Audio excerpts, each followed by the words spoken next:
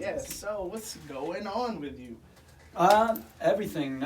Nothing. I don't know how to answer that question, but a lot. Let's see. Just got back from Boston. Like I was saying, we were up there at Ned Devine's for a weekend. This is, I guess I should preface, right now with It's All Good. That's been a band about a year and a half now. And that's your cover band. That's the cover band, top 40 covers. But we just added an original song for the first time, maybe 2 weeks ago. We started playing it live, and it's been going really well. So we're filming a music video for it soon. Have like a whole choreographer and like a dance department, like all this stuff that's going to be going. Am I too far away from this mic? No, you're good. Okay. All that stuff's going to be in there as well. So it'll be cool. We have a lot of fun ideas for it. But that's been going well. And but anyway, yeah, we were up in Boston, performing up there for 2 nights, and it was really awesome. Really, really fun time. So it was a good way to end the summer. So how did so I know you as an original artist, right? Yeah, When we first met, I think you were doing original music. You had the band Wave Runner. Yeah, definitely. And I really want to say that we probably met at like Dewey Beach Music Conference, maybe like Pop 2015 Fest, or Dewey something Beach like Pop that. Fest or something like that. Something like back like 5 years ago or so. Mm-hmm. What made you transition from original to covers? So when Wave Runners started, I was playing drums in a band called This Is the Apocalypse. It was a metal band, and that was what I was touring with. And so I started Wave Runner as a side thing. Then when I finished playing in This Is the Apocalypse, I really wanted to still play, but I didn't want to be touring. That was the biggest thing that was tough, was being gone for 3 months at a time or 2 months at a time, and then back for 2 weeks and then gone again. You can't really have any sort of normal life. Right. So a friend of mine, Victoria Watts, at the time, we were started playing music together, and I started playing drums for her. And that for like the Victoria Watts band. For the Victoria Watts band, yeah. So it was me and 2 other guys, Marat, who's actually in It's All Good Now. So eventually I really started liking the cover thing, and eventually when we kind of went our way and Victoria went her way, it ended up leading to us meeting with Starlay, the agency, and we talked to them as Wave Runner, and just basically we're like, look, we've been an original band this whole time. Oh, we'd also gone through some member changes at the time, so it was kind of like, all right, what do we do with this? And we were like, look, we've been an original band this whole time, but we know like 200 covers. And Wave Runner had done a bunch of covers and videos and music videos for him. So I sent them to him. So it gave me really good material to put out from the very, very, start of trying to work with agencies. And this guy, Gary, he owns Starlay Entertainment from Baltimore. Awesome guy. He took us on and put us as like a really high priority, which was awesome. So right away, before we had ever even played a show, we probably had 50 shows booked, just because he would call me all the time and be like, you guys better be as good as you are in the video, and like that's all he would like, because he had really barely seen us live, only like little clips, but he was like, if you can get to the quality of these videos, then we're going to be able to keep booking you. So we just practiced, and so at that point we still had Wave Runner and It's All Good, kind of. I was still planning on doing some original music, but then eventually all the members were different other than myself. And so it just ended up being a thing where it was like, you know what? We should invest all of our time into It's All Good, because we're playing so much. We're going to be able to build a fan base rapidly just because of this sheer amount of shows that we're able to play. And like really cool shows as well. Like we got our very first year, we got booked at the Hard Rock Cafe on 4th of July. And that was like a really good thing for us, because it's right in Baltimore, right on the Inner Harbor during the fireworks. So it was little things like that that were like, okay, if we monetize this and really focus on this group, not only are we going to be able to build a fan base, but also we're going to be able to bring in a decent amount of money to reinvest into what we thought at that point was going to be Wave Runner. But then eventually we were like, let's just focus all on this, and then once we have a fan base, we have somebody to release a single to. Now, when we release this single, we have I would say a happy fan base of people that like us as a cover band, but are excited to hear an original song. Yeah, exactly. Right. And when I wrote this first original song, it was my main goal was to make it sound like a cover song. So I wanted a song that when people hear it, they feel like they've heard it before, in a way, not in like a plagiarizing way, in a oh, well, I know how to sing along to this, because the hook is just very, very simple. Right. And I have plenty of other songs that we can do later, but our first song we wanted to show the public, we wanted to make it so that you almost just feel like it's another cover song because you can sing along to it after hearing the chorus once. Right. So there was a lot that went in. If we're going to release an original song, we got to do it correctly. So yeah. Word. And so is Starley helping that, like helping with the release behind your original project, or so not? a little bit. Starlay is mostly just our booking agency, but Gary, because he's taken us on specifically as one of his bands, he's really helped out in, a lot of those other aspects as a manager and stuff like that as well. So that's been really good. We're going to put our heads together and try to figure out how to release it. It's been a little while since they've done an original release, so it might be something that we're going to release this one, and then our next goal is to have one original per set, and then eventually shop an album out. I have enough demos that we could shop something out, but right now my goal is to just focus on the one and see what happens. And we definitely, he's helping with a lot of the we're going to see what kind of radio play we can get it on in the areas, especially since we have such an active schedule around Baltimore and stuff. If a Baltimore schedule plays it, or a Baltimore station plays it, there's always dates coming up that people could see us in the area and stuff. Right. So Yeah, because they even host the whole the local station there. I can't remember what the call letters are right now, but they do the whole music on Canton, all that stuff. It's hosted by the station. Yeah. There's a bunch of stuff like that, Hometown Heroes, all those different shows. So, but yeah, we'll look into that. But I think when people hear the song, long term, our goal is to obviously get it out to as many people as we can, Right. and I think it has that potential. Obviously, you hope that and say that with Yeah, every song you release. time you release. But what's cool about this and doing it from the cover band perspective, last week in Boston, it was our third time ever playing it as a full band, and we felt confident on it, tight on it, and we're playing it in front of 1,100 people. Now, if we were just an original artist playing this song for the third time ever, that would be unfathomable under most situations. Mm-hmm. But we're already second set in. The crowd is hyped. They know us. I've introduced the band members. They feel like they have that personal connection. Now, I bring up that, hey, we've been a band for a year now. After the shows, people always come up to me and say, hey, when are you going to write an original song? And then I say, Mom, I tell you, we're not doing that right now. Or make some sort of joke just to bring them in and then say that we have one, and the response, it's so wild to just see people so excited afterwards because of the way we've been able to implement it. Whereas when I've been an original artist before, and solely original artist, and not that there's anything bad about it, but it's you're building that, you're starting with no one there and building it up, and now I'm playing for 3 people, and now I'm playing for 5. And we've done a lot of that too, but it's nice that as a cover band, we can go to these clubs that already have a built-in crowd and then all of a sudden play an original song.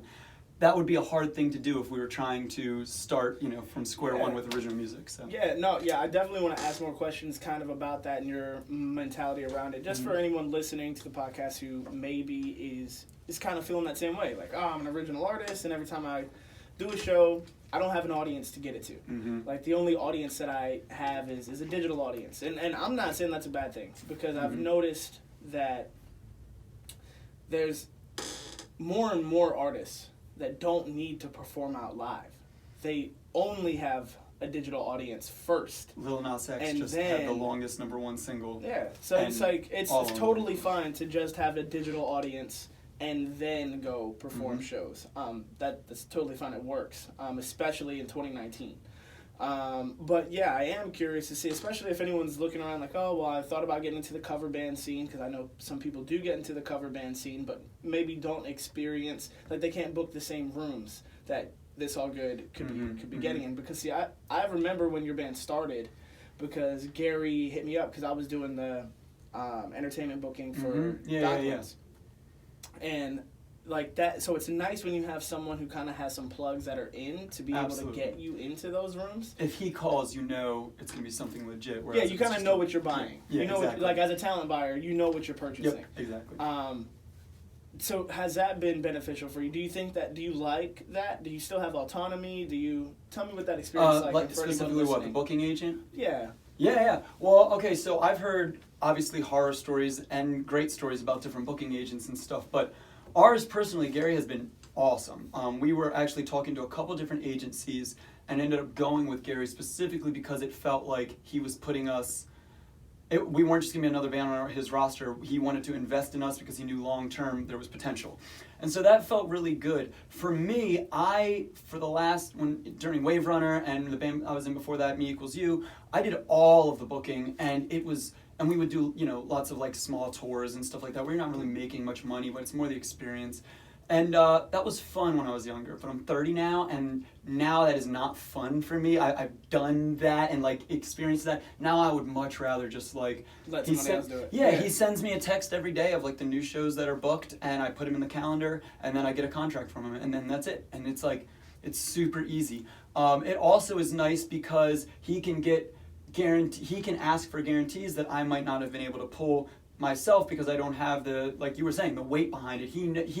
If a agency is or if like a buyer is going to book us through him, they know, okay, well, anyone that he's booking is at least this level, so it's going to be worth the cost. And also he just, or I guess him, but also just agencies in general, if they're working well for you, for me, it's plenty worth to give the percentage that they charge or whatever to know that you're going to have guaranteed dates and also dates that pay well. Now, he'll tell us, sometimes we'll try to take these dates that might not pay as well. We're like, yeah, this would be fun. But he's like, here's the thing. If you guys want to work 7 days a week, I'll book you 7 days a week, but you won't be able to talk. You won't have any energy ever. Right. It's better to do every Friday and Saturday really, really well, and then we have our 7-day residency that's easy, than to try to book all these. Sometimes I think artists, especially in the beginning when they're trying to make money and stuff, they want to book as many shows as they can because for one reason it's you're learning a lot, but also the clout that comes with it. I played this many shows this year and everything,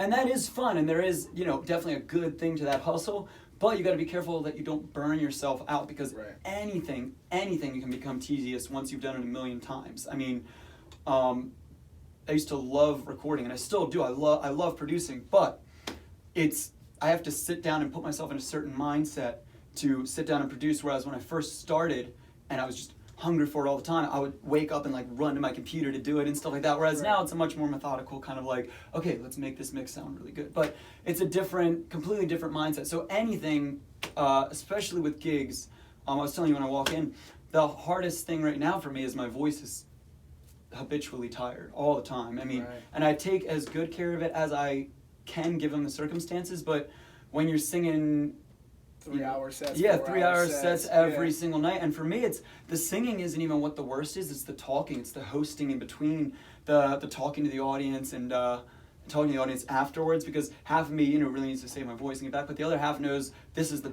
best time for me to be able to get people to follow us online and all that stuff, is to make that connection and shake their hand personally after the show and all that stuff. So, there's that balance of so what I've tried to do is I don't talk to people really in between sets at all. I just go do my thing, rest in between, and then after the show, if they're still there, if they stayed all night, I'll talk to as many people as I can. Yeah, but when the DJ's playing and when the music's loud, that's just when you're gonna blow your voice out. So that's a thing that has made it though a little less enjoyable as a career, is when every gig you have to.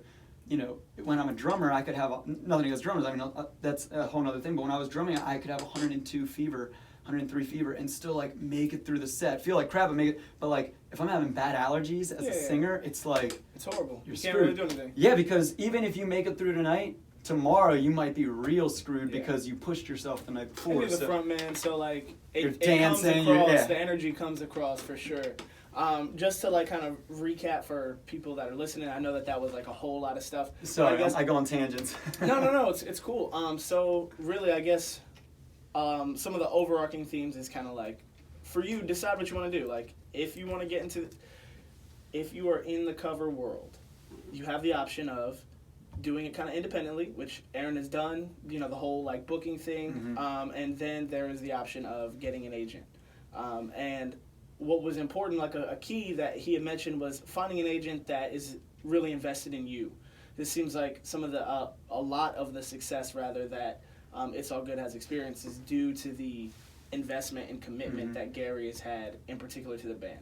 So you definitely want to make sure that like when you're aligning yourself with someone, that they're invested in you as much as you're invested in the company. So it's not just kind of this one directional trade where it's, oh yeah, we got you in rooms and we're getting our cut, and then when you get burnt out, you're kind of done kind of deal. You don't want to get in that situation, and you want to have someone that's going to prioritize you and put you in the right rooms.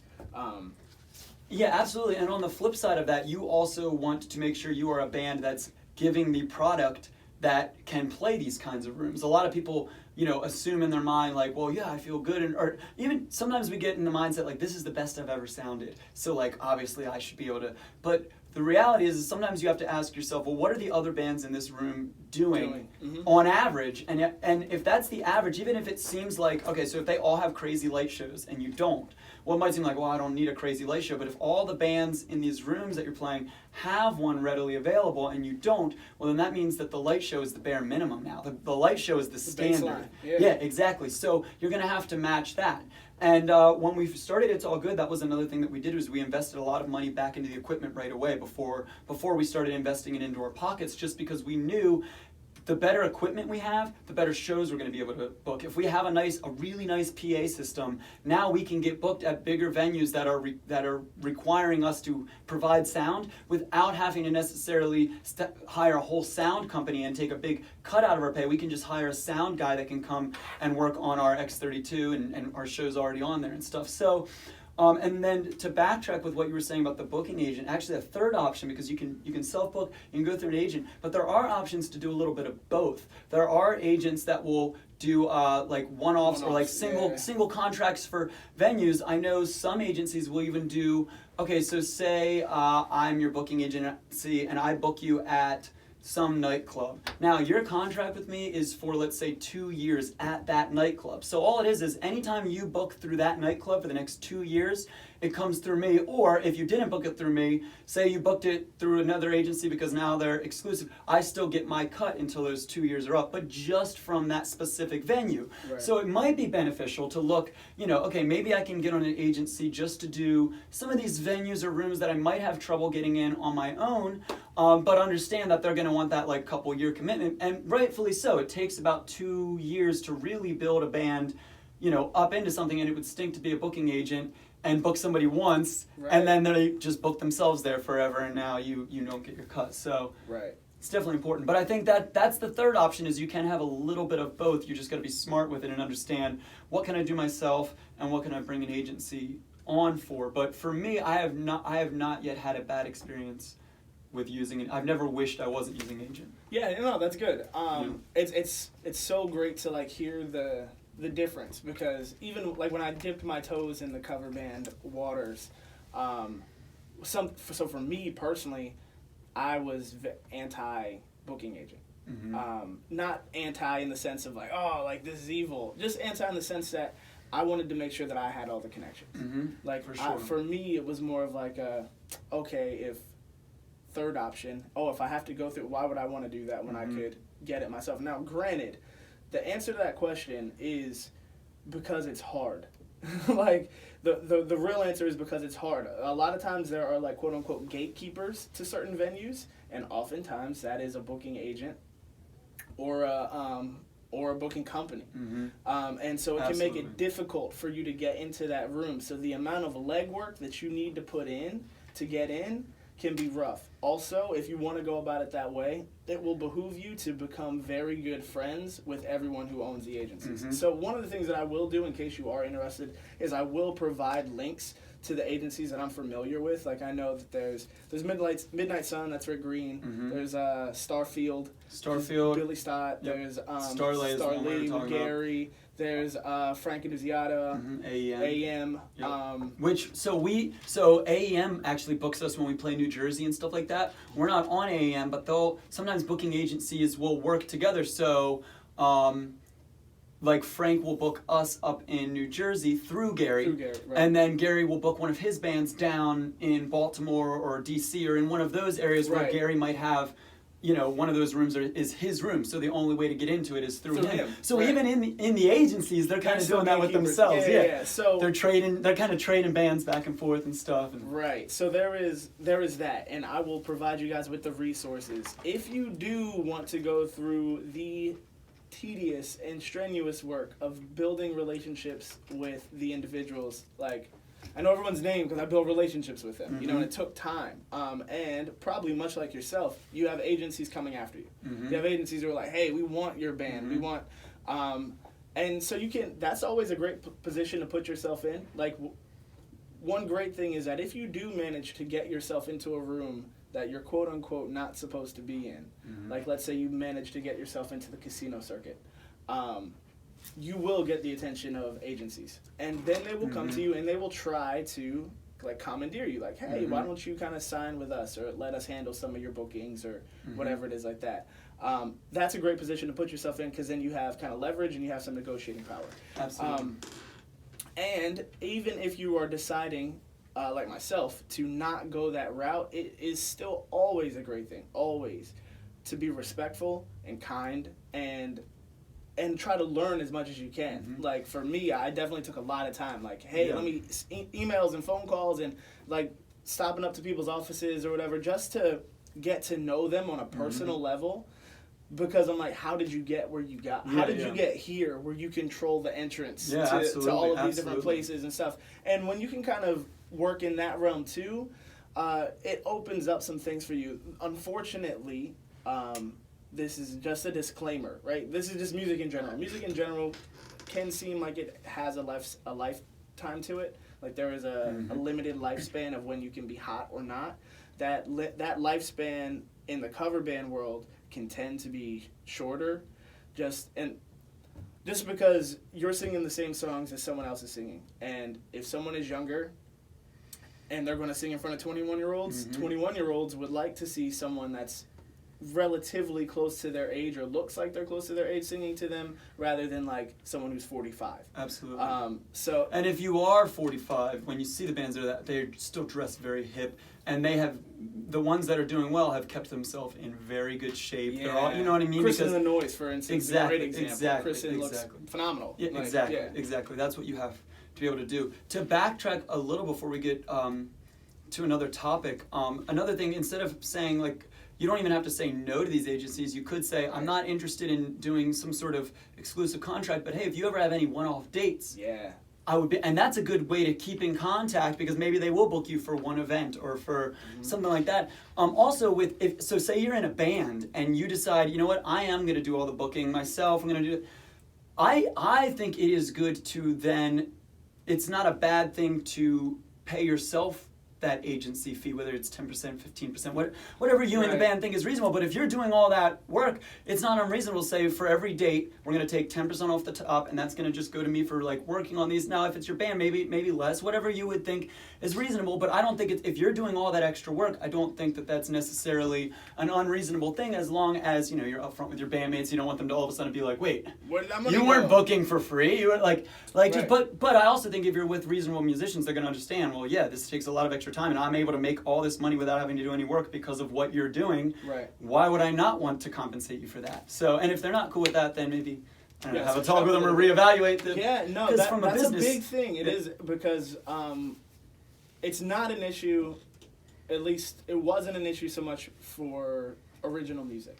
When we jumped into and I'm going to explain, when you jump into a certain world, a certain tier in the cover band area, the money is, if I'm being candid, I think it's a little absurd. It's, so to just say it hypothetically, I can make in two weekends what I made in a month of touring in a large cover band. I mean, not in a large metal band that was playing all over the world. And so, but it's because a lot of these places have a built-in audience. So when you think, okay, wait, this place is willing to pay a cover band X amount of dollars, because they're bringing in way more. And that's the other thing, as you start to build a draw as a cover band, then when people know you're going to bring people, like if the Amish Outlaws, if you're not familiar with who they are, dope cover band. They're awesome. And actually, one of the guys in it was Amish, and he went away on Rumspringer and then ended up starting this band, and they are awesome. And they make a ton of money because any bar that books them knows when they're there, it's going to be packed. You're going to make your money back. So, and that's part of the difference between that and original music, because it is much harder. Two different things. Yeah, and as an original artist, here's the thing. People want to hear music that they want to hear. And if you have really, really good original music, you might turn them on to that. But if you're a cover band, they know they're going to hear songs that they want to hear, and they might hear them in another way. For me as a cover artist, my favorite thing is writing the arrangements. Our third set is a 48-minute long mashup of one thing. It's one track. We just start it and it goes straight through. And that was so much fun for me to write because I'm not an original artist, but you get to express your creativity. I'm making my original in a way that no one has ever heard it before. You're gonna be able to hear these songs, and so there are lots of fun things you can do with that. But yeah, it's the money in the cover band industry is very, very, very tempting. It's lucrative.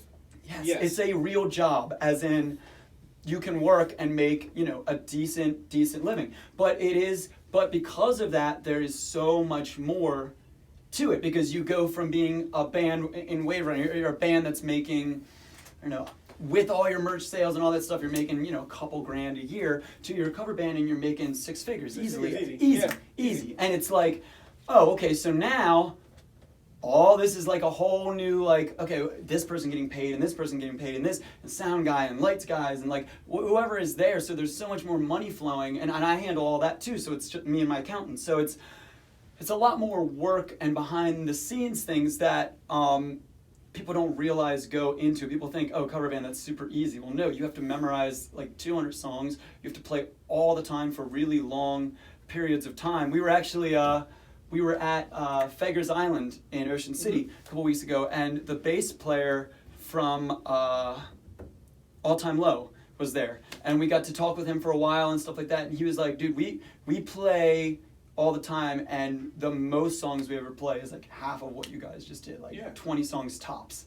And he's like, that's insane. So like even at that level, they look at like 90 minutes is like, if you're doing an original set and it's 90 minutes long, that's long. Extremely long. Yeah, that's extremely long. Then when you jump into the cover band world, especially if you're outside of Maryland, like if you're in Maryland or Jersey or whatever, they can 4-hour sets. Yeah, 180 is like average. Yeah, average. And so and also the other thing with cover music is you're not, I mean, I can change the keys to be in my range and stuff a little better, but you're not. Yeah, oh, absolutely. And we tune a half step down. We tune everything, like on recording stuff we'll play standard, but everything live, it saves so much just from our voices. Like what was your highest note is now like a little bit more everything's kind of in your tessatura. Yeah, exactly. So, but I do a ton of Michael Jackson. So we have 3 singers and it's all good. And we luckily all have very vastly different voices. Murat is a baritone, but he has an incredible falsetto. And Johnny can just hit Panic at the Disco kind of like really high notes. And I'm like right in the middle, where I'm a tenor, but because my voice is always tired, my head range is not what it used to be, but it doesn't have to be anymore because I have these guys for right now. Right. Which is good. But I'm still singing like all the Michael Jackson stuff, all that stuff that's still way up in that register. So people don't, whereas if I was writing, I'd probably write it a little lower, but too low, it doesn't have the same effect because now the verse is too low. And so there's a little bit of that, and that people don't realize. We host live karaoke every Sunday at Charlie Tap House in Wilmington, and we have a huge list for people to do karaoke from, and we just have to have like a ton of songs memorized. People don't realize that like that's a lot of work. It's hard to memorize my own songs' lyrics, let alone like a million other songs. You know what I mean? I try to do it as like a story. You try to tell your, like, what is this song actually talking about? Oh, okay. Well, once you think of it in story form, it's easier to memorize. Easier. But yeah, so I'm admittedly horrible at remembering the lyrics to songs. So bad. Like all the time. Yeah. I'm like turning to people like, yo, what? That's a look. There was a look I have with the band members, like, dude, and especially during the real set, sometimes you zone out and then you get to a chorus and you're like, did I already do verse 2? That? Yeah. Did I do verse 2? Am I verse 3? Yeah. But so that happens as well. But with music, it's easier to remember because at a certain musical level, you're not really thinking about the chords, at least. And it repeats. But also you can kind of hear where the chords are going. Oh, now we're at a 4, we're at a 5. Yeah. And that's also a really good benefit of cover music, real quick, is your ear will get so good because as you start playing with random players and like, especially with what we do at karaoke when we call out songs, you're hearing it and learning, oh, well, there's 4, 5, 1, 3. And we're, you know what I mean, playing through that. And so your ear gets really attuned to playing lots of different styles of music with people. And so, but with lyrics, you can't really do that. You can't just like be like, oh, well, this is now the verse where I sing about this booty or, you know what I mean, whatever it is. So especially when it's, we do Shake That Thing Young Annabelle. We do that, and our bass player Murat sings it, and like the lyrics make not a lot of sense, and so it's really hard to remember like what he's singing about when there's not really any reference points. So I don't know, but it's definitely fun. Yeah, I mean, it sounds like you are enjoying it. I'm glad that This All Good has been taken off. You guys have been experiencing some success. It's dope that you guys are getting to kind of tour around. As far as like anyone who would be listening, yeah, it's an option. It is a thing.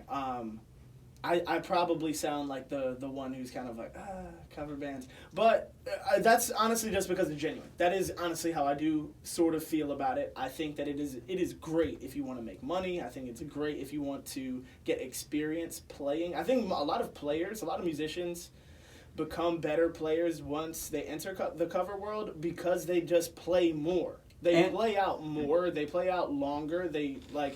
And you play in a whole bunch of different styles, like was mentioned. So it does kind of increase your dexterity. Well, and with that, and this is again not a knock to solely original artists, but when you get into the cover scene, you realize all the players are really good because there is a certain standard you have to be at. Yeah, so the good players in the cover scene are just like phenomenal, and now the good players in the original scene are great too, obviously. But if you're at a certain, especially when you're older, if you're like in your 40s and you're still in the original scene and, you know, doing all that stuff, that's awesome. But, you know, I don't know, maybe something hasn't gone a certain way along the way. If you're in your 40s and you're in a cover band, you could be an excellent, excellent guitarist because you're making a full easy living, not easy living, but you know what I mean? You're money-wise, you're making plenty enough money to like live playing in one of these larger cover bands. And especially another benefit to the cover music scene is a little bit of the longevity in some other genres. If you're playing country or if you're playing, you know, even some like, not blues, but like even like some gospel R&B, stuff like that. You can have older cats in there that are just jamming because a lot of it is about the musicality and like that stuff. So I think there are definitely pros and cons. Even in reggae, in reggae, there's a little bit where they're a little bit older. Yeah, so there are pros and cons all over. The thing that I draw to the most that is a con is the thing that most people think is the pro. So it's like a catch-22, and that's the money. You think the money's a con? I think the money in the audience is a con because I've seen great musicians even go into the either wedding bands or cover bands. Yeah, wedding bands are cover bands, but it's a little different. Go into that world, get intoxicated by the money, and have no willpower to go back to the original scene. Because it just is. It's like, to just put things frankly, since we were kind of talking very ambiguously earlier when it comes to like monetary value. Like if you're in a cover band and you're in an A tier, you can charge anywhere from, depending on the room, anywhere from $2,500 to $4,000 to play, and more. I mean, if you're one of the top A bands, you can charge whatever you want, especially on a holiday. And then you can also charge the door. Like, depending on the venue, you can also charge the door too, or cut out some type of percentage door deal, so you get your guarantee plus also the door. A lot of that has to do with capacity stuff. But anyway, and if you are on your way there, you'll understand this stuff. But yeah, because we're kind of talking from best case scenario here as well with the cover scene. I'm kind of talking fluently through it. We were very lucky, and more than lucky, just like it just was. A lot of good things happen in the right order to make it happen. So that was awesome. But also, I could sit here and talk for hours about all the years of trying things that didn't work and stuff. This just happened to be the story that is working so far. Maybe I'll sit down with you a year from now and be like, yeah, all that was bull, and it went immediately to disaster after that. No, but yeah. So this is also best case scenario, kind of what I'm talking about right now. But yeah, I definitely get what you're saying with the downside of the money and stuff. For us, I knew from day one that eventually I wanted to be able to go and put out original music, but my original music that I'm putting out is top 40 pop music, so it fits with what we're doing. Right. Exactly. If I was so for example, I'm putting out my first solo song in probably 6 years, finally. All instrumental, crazy stuff that if I could just write whatever I want, this is what I would write. So I played everything on an electric drum set, and it's just very technical, kind of crazy stuff. I'm excited about it. I don't care what it does. I don't care if 5 people listen to it or if 500,000 people. And I genuinely mean that because this is something that I'm just releasing because I had fun creating it, and maybe a couple other people will listen to it and be like, yo, this was fun. I'm not going to sell it. I'm just going to release it. It's all I care about for that. With It's All Good, I care about not the exact opposite, but part of my focus is I want to get it all in as many hands as possible, and I want to get eventually to be able to monetize whatever original music we're putting out there and stuff like that, because It's All Good is, I love doing it. It's also a business. It is my job, and it is what keeps me from having to have another job. Normal job. Yeah. Exactly. So even if I want to treat it as that, best case scenario, it is still an awesome job, and all of my jobs are cool. I do that, and then I own the studio, and then I'm the music director at a church. So it's like full time I get to do these musical jobs that I kind of get to work my own schedule around. So it's...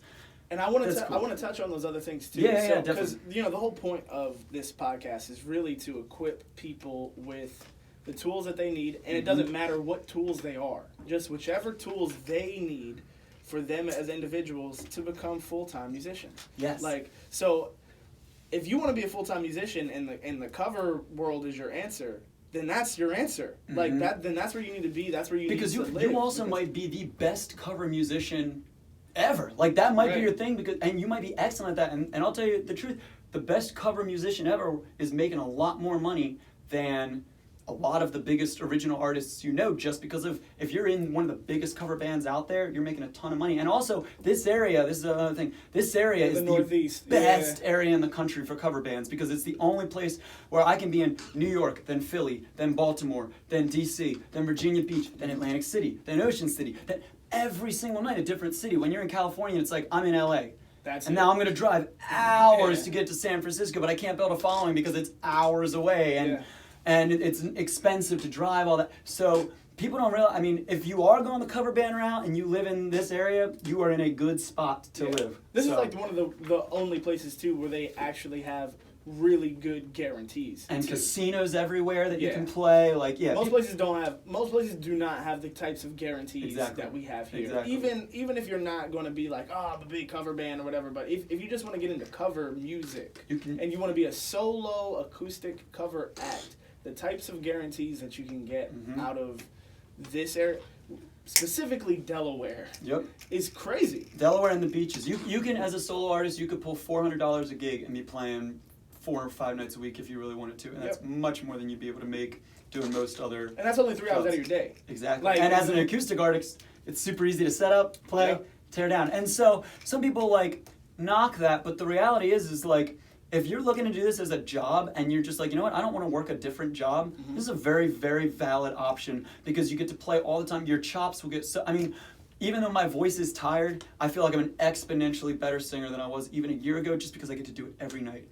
My runs might feel more tired, but they're also a little bit more in the pocket and on key. Yeah, exactly. Well, your musicality increases. You're saturated in the environment. And you're playing so many different environments. That helps too. Learn how to work a crowd. I even think that if you were... This is an option, right? So just as an option, maybe you want to get into... If your ultimate goal is that you don't want to be in a cover band and you do want to do original music and blah, blah, I still think that it is a plus for you to just live in that world for maybe a year or so, because the things that you learn about how to run an audience, how to run a show, how to, you have an audience in front of you. So you understand then how to control the dynamic, how to utilize the energy, and you'll learn how to do it for 3 hours, not just 45 minutes. So you'll really learn how to control and navigate the audience, because some rooms that you play might have 1,000 people in them. As an original artist, it's difficult to be in a room where you have 1,000 people at it. That, especially in the beginning stages. I guess that's the big caveat to mention, is just that in the beginning stages of being in a cover band, you can play a room and at least be playing in front of 200 or 300 people. In the beginning stages of being an original artist, it is very difficult to be playing in front of a few hundred people, unless you get on kind of a festival bill, or you happen to get on a bill with a larger artist, but even then, they might not be there for you. They're walking around, exactly. It's different when they're all right here. Yeah, and that's another thing too that you want to keep in mind too, is that when you do play cover music, you kind of have more of a passive audience. In the middle, you start to get it's crazy, because it's you have a passive audience, but then once you really get a draw, let's say your Go-Go Gadget. Yeah. you kind of have a captive audience to some degree at that point. Always. You know, you kind of, like, it changes. But in an original scene, most of the time, you're always kind of operating within a captive audience. Yep. And I know that for some people that bothers them. Like, I don't want to be on stage and playing music, and then people are just kind of talking through my set or drinking. Or, But that's why but to me, when I hear that, that's your job as an artist to captivate them. What do I do? Yeah. Okay, they're not paying attention. Well, why? If the music is good, then it's got to be something else. If you guys haven't seen It's All Good live, you should definitely check it out. Definitely go check definitely it out. address it. Well, it's a fun. If I was not in the band, I would still think it was a fun experience because my whole goal is to make it a fun experience. So that's the whole point of our name. You're also pretty wild too. We do backflips, we swing from the ceilings, we do tons of stuff. But that is because I understand most of our audience is drunk, and they should be. It's going to be a fun time. It's fine. But what is the drunk person going to remember the next day that will stand out? They wake up, they say, "Oh my gosh, I saw this couple. Oh my gosh, remember that guy did a backflip?" Or, "Oh my," and these are little gimmicks that I don't think everybody has to do. But for me, I want it so that the next day they remember, and then they pull our business card that I gave them out of the pocket, and they look us up, and they follow us online. And also because people come for those things. You don't realize that, but they might not be the biggest music fan, but somebody's like, "Yo, no, this band is, you're gonna have fun. You're gonna have a fun time." Yeah. And that's what we try to do, and we try to mash up a little bit of everything from the 70s till now. I wear very, very flamboyant and fancy clothes on stage that I don't wear normally, and that's for a couple reasons. One, it's part of the show. Two, it's when I dress up as a character, I'm able to perform way better. I was never a singer growing up, like in a band setting. I was always the drummer, but I was always doing musical theater. So when I could put myself in this other mindset, it's so much easier to control a crowd in that way. So that really helps. But then also, it's, again, people will wake up the next morning and be like, "Oh my gosh, that guy had gold shoes," or little things like that could be corny if done the wrong way, but if you sell it the correct way, look at Prince, look at Michael Jackson, look at any of these big. Captivating. Nobody was looking at them and saying like, "What?" Oh, that's their style. That's their swag. Exactly. That So becomes their swag. if my ultimate goal is to achieve that level, not saying that I will, but if that's our ultimate goal as a musician is to achieve that high level or high standard, then why am I not performing that way? Right. So, especially when it's like fortunately, the luxury that you do get being a cover artist is that everyone knows the songs. Mm-hmm. They're gonna sing along. So the hardest thing to have good as an artist is always the songs. Like you live or die by your songs. You can't be a great artist with like a crap song. Yep. So the good thing is that you have good songs. Mm-hmm. You have nothing but hits, and you have nothing but hits that everyone knows. So you do get to focus in on performing. Like, how do I engage you? How do I perform? The song is already locked in. It's good. It's not like you're going to do a set and it's going to be like, "Ooh, that song sucks." Yes, but to pause there, that with song choice, that is a very important thing because there are a lot of artists that you'll hear that are pretty good, but they've just picked songs that either don't fit them well or, don't flow in the set. Like, you could have great songs, but if they're in the wrong order, it's not going to achieve the same dynamic range. Right. So yes, I get what you're saying with you're already playing hits, but make sure if you're playing a song and like 3 or 4 nights in a row, people aren't responding to it, cut it. You got a million other songs.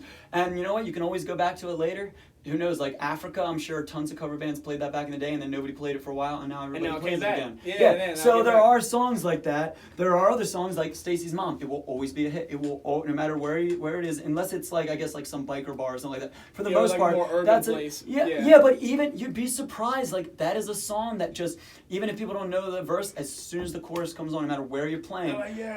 But maybe that's the type of song, that's another thing we didn't talk about. With mash up? Yeah, with cover music, we mash everything up. You do. The formula I've found that works the best is intro, maybe a little intro, but right into the verse, chorus. If it's a real big chorus, maybe double chorus. If it's a bridge that is like a memorable part of the song that people like, so like Mr. Brightside or like things like that, like songs where like that has that hook, then hit that, but then get to the next song. Right. There are a few songs we will do the whole thing to, like 24 Karat Magic, stuff like that, where it's just like, the whole song's gonna like slam, but like for the most part, we just get to the point and then move on, because then you're able to play so many more songs.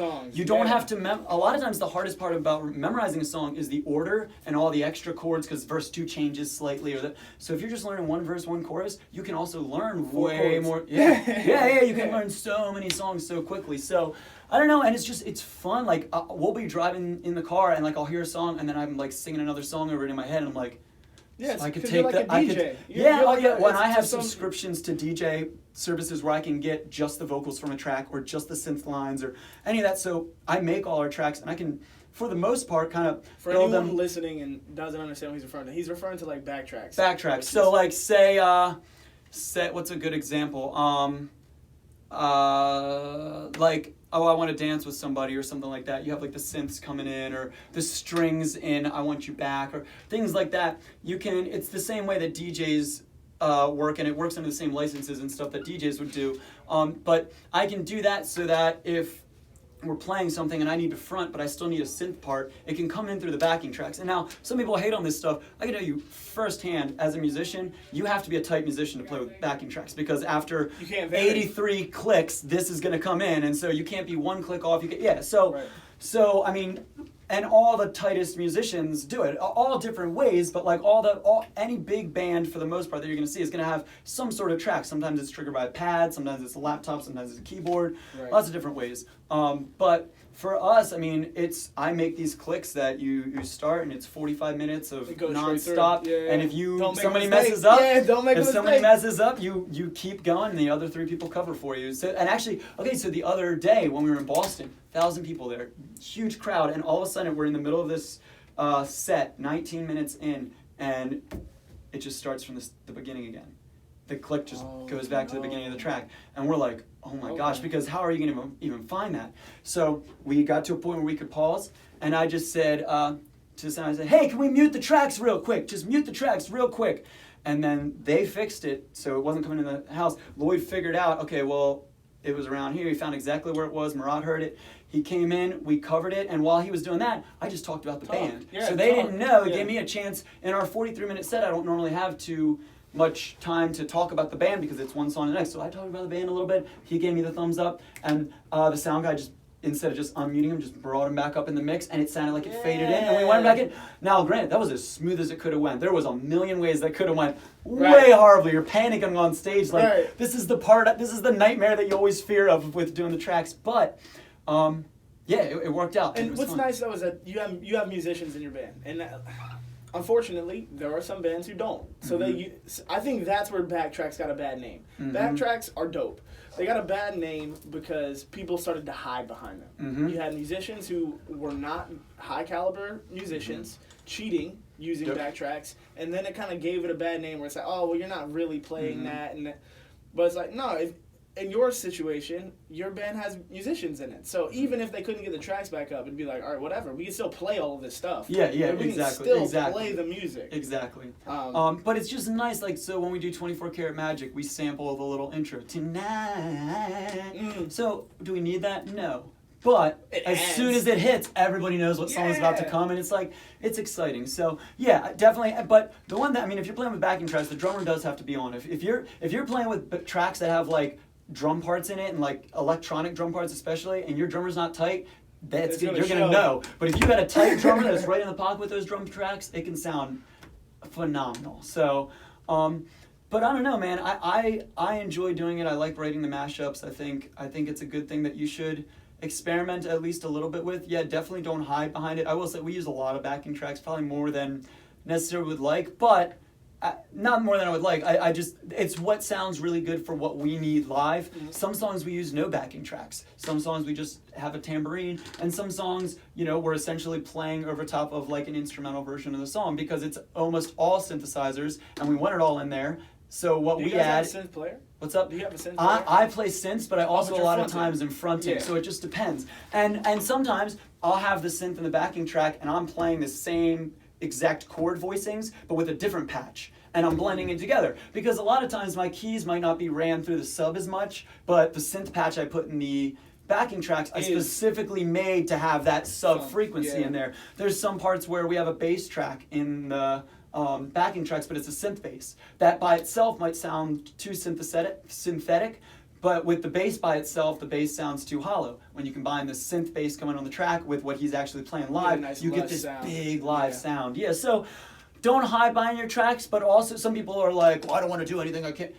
Ultimately, you want whatever sounds best live. At least that's my opinion. If your goal is to bring in as much of an audience as you can, you ultimately want whatever sounds best live without necessarily sacrificing your musicianship or your musicality. Right. I don't think that anyone could come out to an It's All Good show and like be sad about our musicianship. Hopefully not. I'm sure it depends on what you're selling too. That's a big thing. Exactly. Like some bands are selling the fact that it's like, yo, their musicians are fire. You know, if you're Dirty Loops, you're selling that your musicians are fire. Absolutely. You know, like that's okay. That's what you're selling. What you're not selling then is probably a light show and production value. You know, because that's going to distract from the fact that the musicians are fire. You know, like so there's different packages. It's like, you know, there's a reason why they make Frosted Flakes and Corn Flakes and stuff. Like different people like different things. Different strokes for different folks. Yeah, definitely. Exactly. But I wanted to also touch on, since we were kind of in that area, the other things that you do, because you were doing like the Andover Media thing. Yeah, right? so I had Andover Media for a while. I actually sold that to a buddy of mine who kind of took over all that, and it's much more of like a video company now. It used to be Andover Recording. I still have a studio, and I'm going to be announcing like the name of all that and everything soon. The problem is I'm just so busy, I don't want to take on any new clients yet. I have still like a waiting list. I am still recording some bands, but I used to love recording bands because I was single, and so like having a bunch of dudes stay at my house for like 2 weeks and like party and like do all that. It's fun. It's fun. Now I'm like past that, and so like. Congratulations on being married. Oh yeah, she's awesome. Yeah, my wife is great. We've been married 2 years now almost. But now I love ghostwriting. Most of what I do is ghostwriting for pop artists, metal artists, all kinds of stuff. And then I can just sit in my studio and work, and it's so nice. And so I love doing that. I do that during the day a lot. I do some like commercial music scoring, like you were talking about and stuff. I still do produce, but it's mostly the only albums I take on are albums that are going to be worth the amount of. When I first, and this is something that hopefully is a problem that everybody eventually has when you're doing music. When I first started doing music, my problem was that I had no money but tons of time. So I was trying to fill all my time so that I could start making money. Now, once you do music long enough, you kind of have enough streams of reliable income from different little sources because you've been doing it. Yeah, you're not really making a ton from this or a ton from, but it's enough that like throughout the month you're making a living doing music. And once that happens, then the problem is you have not plenty of money, but you have like enough money to pay your bills and stuff. But now your time is just like very much more regimented. You have to kind of schedule everything in much more. So for me, I'm taking on projects that I enjoy putting the time into because I know it will be worth it in the long. I'll learn from it. I'll, make a really good. It's an album that I know I'll be able to make sound good by the end. So if a band comes to me and they're like, "Yo, this is what we've written. This is what we want to record." Like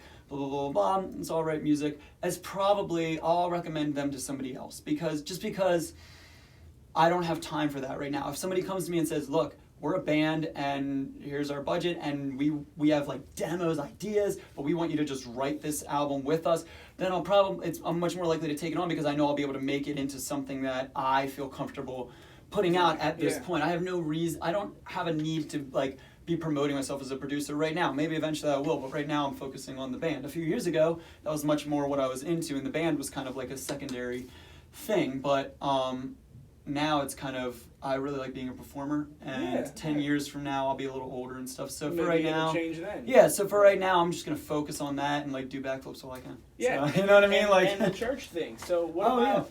How did you get into that? Like into the church scene? Were you just always kind of like? First of all, I guess I should ask, what do you do for the church? Are you performing for them? No. So it's a very very strange story. Probably one of the weirdest. Like my life is a movie stories, but when I was growing up, when I was a little kid, I went to this church, Glasgow Reformed Presbyterian Church, it's right by Route 40. If you're coming in on 896 and People's Plaza is like right in front of you, and you like turned It's like that big church on your left. It's called Reach Church now. Okay, I know exactly what you're talking about. So I went there growing up, and it was cool because as a little kid, I would see the worship team and see the people working there and just be like, oh my gosh, that'd be insane to do that and all that stuff. And then I went to college. For my beginning of college career was for kind of worship and like that stuff. I wanted to be a worship leader. Weirdly enough, through my college career, I actually walked away from religion entirely and actually kind of became very angry at it a little because growing up I was very, very fundamentalist to the point where, I mean, I was homeschooled up till 10th grade, then I went to private Christian school, and not that there's anything wrong about that, but there was just a lot of things, like my high school taught me that the world was a couple thousand years old, and so when I got to college I was like, oh wait, what?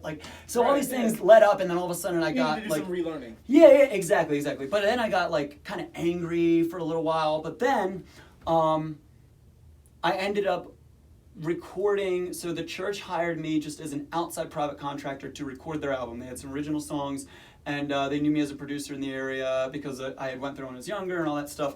And the album turned out really good. And at that point, they kind of talked to me about doing some sound there on the side, like mixing for Sunday. And at this point, I had kind of I was not a religious person, but I was not an anti-religious person either. I had come to realize, oh, there's a lot of good that this stuff does, and a lot of people find a lot of joy in this, and oh, okay, there's a reason it's around and that people need it. So, I started doing that and then realizing oh, these people are awesome, and so now I've been there for a while, and it ended up being that I guess about a year later they came in and asked me to be the music director, which is different. They actually have a worship director that's separate. So my only job is to make the band sound, not only job, but my main job is to make the band and everything sound good, to work on the harmonies that we're singing, to work on the chord voicings, what drum beat is going on here, the bass part, kind of writing a little bit of some mashups a little bit as well as music directing. Yeah, exactly, music directing. But I don't do anything on stage. Sometimes I do sing